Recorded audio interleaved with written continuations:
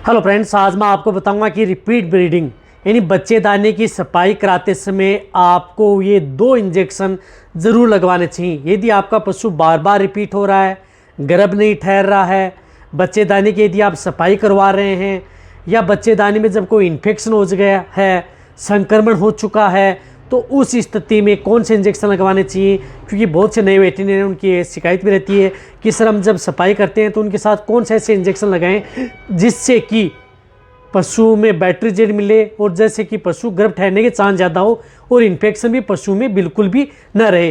तो आज उन 2 इंजेक्शनों के बारे में बताऊंगा, कौन से ऐसे इंजेक्शन आते हैं, किस तरह की स्थिति यदि आपके पशु में हो जाए तब उनका आपको उपयोग करना चाहिए, कितनी डोज देनी चाहिए, कब कैसे लगाना चाहिए, पूरी डिटेल से आज की वीडियो के अंदर आपको बताया जाएगा। वीडियो जरूर लंबी हो सकती है लेकिन स्किप करके मत देखना, पूरा देखना। इस चैनल पर अभी नए आए हैं या पहली बार जुड़े हैं तो पहली बार आप चैनल को सब्सक्राइब कर लें, साथ में बेल आइकन ऑल वाला ऑप्शन दबाएं। आपको पता है कि चैनल पर सही, सटीक और साइंटिफिक मेथड से आपको जानकारी दी जाती है ताकि आपके पशु से संबंधित किसी भी तरह की कोई दिक्कत न हो। वैसे भी अपना channel vet pet and cattle किसी भी तरह की जो दिक्कतें हैं पशु में होने वाली बीमारियों के लिए आपको सही जानकारी देता है।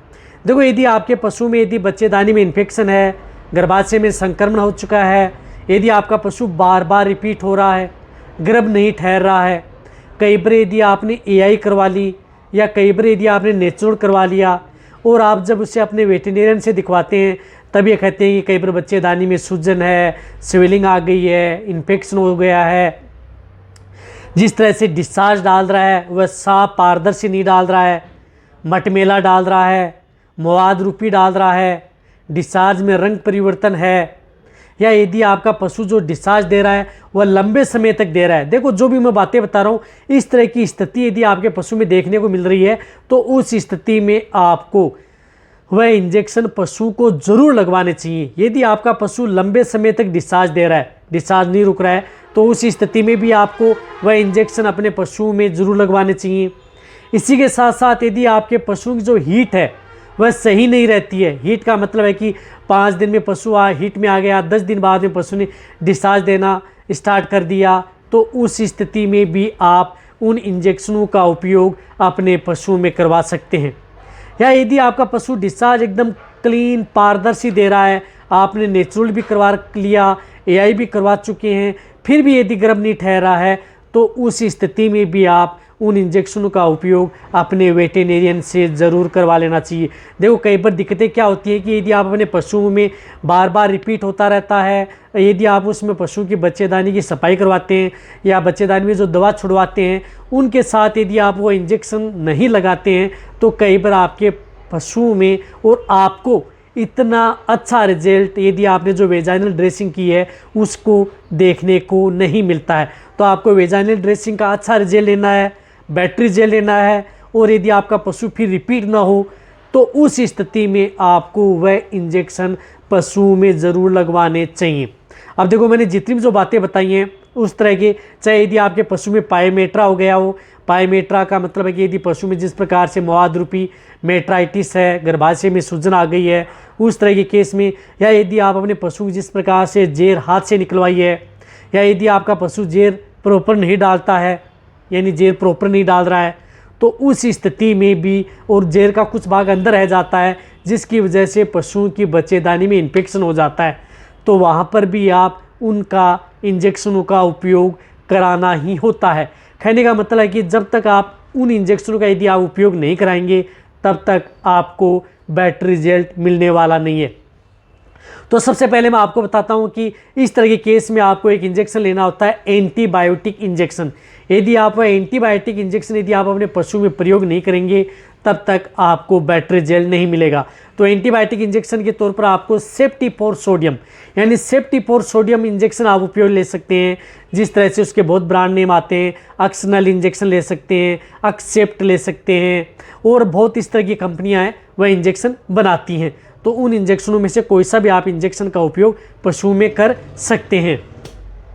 तो बहुत इस तरह की कंपनियां हैं जो इस तरह के इंजेक्शन बनाती हैं, लेकिन उन इंजेक्शनों का आपको उपयोग 1 ग्राम करना है। टेजोबेक्टर में ले रहे तो 1.25 ग्राम आता है उसका भी आप उपयोग कर सकते हैं, लेकिन 1 ग्राम इंजेक्शन उस पशु को इंट्रामस्कुलर जो इस तरह का इंजेक्शन आता है, जिस तरह से ये एंटीबायोटिक इंजेक्शन है, इस तरह का पाउडर फॉर्म में ये इंजेक्शन आता है। लेकिन आपको उस इंजेक्शन का उपयोग एक और बताना चाहता हूँ कि उस इंजेक्शन का उपयोग यदि उसके साथ जो डिस्टिल वाटर आता है या उसके साथ जो सॉल्यूशन आता है उस पाउडर को घोलने के लिए, वही आपको घोल करके उन पशु में इंजेक्शन लगाना है। साथ में आपको नई सिरिंज और नई नीडल, हर दिन आप ये जो इंजेक्शन लगाते हैं उस इंजेक्शन में आपको नई सिरिंज व नई नीडल का उपयोग करना है। ये इंजेक्शन उस पशु को यदि आप बच्चेदानी में दवा 3 दिन छुड़वाते हैं तो लगातार 3 दिन ये इंजेक्शन लगाएं।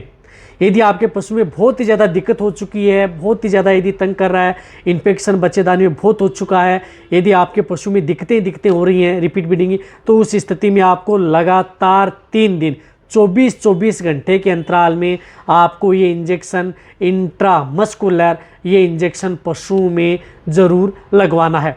ये इंजेक्शन यदि आप लगाएंगे तभी आपके पशु में बैटरी जेल मिलेगा और इन्फेक्शन है वह भी दूर हो जाएगा। साथ में ये एक ऐसा इंजेक्शन है जो कि आपके पशु में दूध की मात्रा भी कम नहीं करता। ये एंटीबायोटिक इंजेक्शन पशु में दूध की मात्रा भी कम नहीं करेगी यदि आप 3 दिन यदि आप इसका उपयोग पशु में कर रहे हैं तो, और वो फीड में भी नहीं लाएगा। तो बैटरी जेल लेना है तो आप ये सेफ्टी फॉर सोडियम साल्ट का इंजेक्शन पशु में ज़रूर लगाना है। बच्चेदानी में यदि जो भी दवा छोड़ रहे हैं, अच्छे ब्रांड की छोड़ रहे हैं, यदि आपने दवा छोड़ दी है, फिर यदि आपके पशु में इस तरह की दिक्कत हो गई है, डिस्चार्ज सही दे रहा है और कोई दिक्कत नहीं है, तो भी आप ये इंजेक्शन पशु में ज़रूर लगवा लेना चाहिए यदि आपको चार्ज लेना है।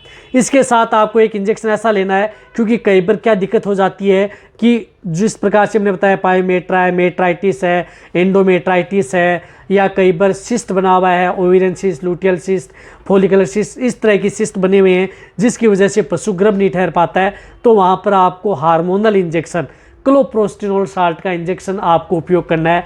जिस तरह से वेटमेट इंजेक्शन, ये इंजेक्शन भी आपको जिस दिन आप जैसे एक्सनल इंजेक्शन लगा रहे हैं, सेफ्टी फॉर सोडियम लगा रहे हैं, उसी दिन आपको ये इंजेक्शन 2 ml इंट्रामस्कुलर उस पशु को लगवा देना है। यानी 2 ml आप ये इंजेक्शन उस पशु को लगा दें। ये इंजेक्शन आपको सिर्फ एक सिंगल डोज ही आपको लगानी है। इस बात का आपको ध्यान में रखना है, इसे आप लगातार रिपीट नहीं कर सकते। तो ये दोनों इंजेक्शन जो एंटीबायोटिक इंजेक्शन बताया वो लगातार 3 दिन लगवाएं, और ये हार्मोनल इंजेक्शन ये सिर्फ आपको 1 डोज देनी है। चाहे आप पशु की बच्चेदानी की सफाई कर रहे हैं या अदर कोई दवा छोड़ रहे हैं या और भी कोई कारण हो गया तो उस स्थिति के बाद में आपके पशु में इस तरह की दिक्कत नहीं होगी। और जब यदि आपका पशु हीट में, जैसे आपने सफाई कर रहे हैं, दवा छोड़ रहे हैं, उस स्थिति में यदि 20-25 दिन बाद में पशु हीट में आता है तो वह हीट छोड़ देनी है। और उसके बाद में जब पशु हीट में आता है तो आप AI व नेचुरल करवाएं। पशु में सबसे ज़्यादा चांस रहेंगे आपके पशु में गर्भ ठहरने के। तो अब आप अच्छी तरह समझ गए होंगे। यदि आप जब भी यदि पशु के बच्चेदानी की सफाई करवाते हो तो आप ये इंजेक्शन जो पशुपालक हैं अपने पास रख सकते हैं, अपने वेटेरिनियन से इंजेक्शन लगवा सकते हैं बैटरी जेल के लिए। तो ये वीडियो जितना हो सकता है पशुपालक वेटेरिनियन के साथ शेयर करें। इसी तरह की नॉलेज भरी वीडियो आपको चैनल पर ऐसे ही मिलती रहेंगी। लाइक करें, आपके एक लाइक से मेरे को मोटिवेशन मिलता है, मैं आपके लिए अच्छी वीडियो लाता हूँ। इसी तरह से वीडियो देखते रहिए। थैंक्स, धन्यवाद।